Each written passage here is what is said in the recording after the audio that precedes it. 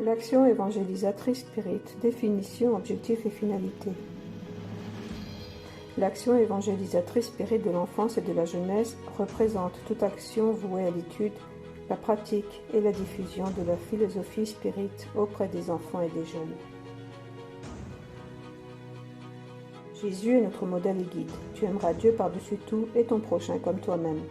La finalité de toute action évangélisatrice.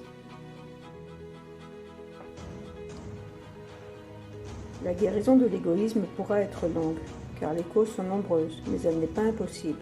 On y parviendra du reste qu'en prenant le mal dans sa racine, c'est-à-dire par l'éducation. Non cette éducation qui tend à faire des hommes instruits, mais celle qui tend à faire des hommes de bien. L'éducation, si elle est bien entendue, est la clé du progrès moral, quand on connaîtra l'art de manier les caractères, comme on connaît celui de manier les intelligences, on pourra les redresser comme on redresse de jeunes plantes. L'action évangélisatrice spirit a pour objectif primordial la formation des hommes de bien. Pour atteindre les résultats, les efforts visent à promouvoir l'intégration avec son prochain, l'intégration avec soi-même, l'intégration avec Dieu, à travers l'étude et l'expérience de la philosophie spirit.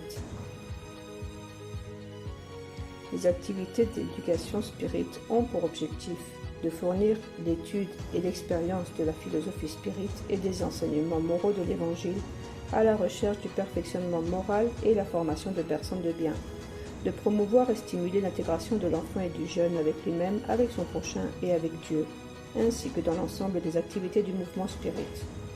Offrir à l'enfant et au jeune l'occasion de se percevoir en tant qu'être intégral, critique, conscient, participatif, héritier de lui-même, citoyen de l'univers, agent de transformation de son milieu vers la perfection dont il est susceptible.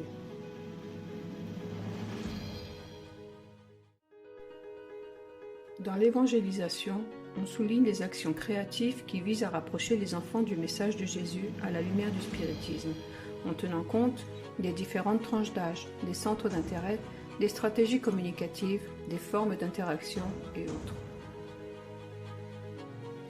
Le regard attentif des éducateurs sur les processus de développement et d'apprentissage des enfants, en les reconnaissant comme des esprits immortels actifs sur le chemin de l'auto-perfectionnement, favorisera l'élection de stratégies méthodologiques adéquates et attirantes qui favoriseront la construction d'espaces éducatifs agréables de croissance et de convivialité, d'apprentissage et d'expérience chrétienne.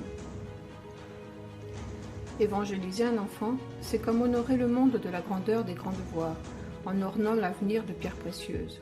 Lorsque vous enseignez, vous transmettez. Lorsque vous éduquez, vous disciplinez. Mais lorsque vous évangélisez, vous sauvez. Instruit, l'homme sait. Éduqué, il conquiert. Évangélisé, il sert sans relâche, en se rachetant.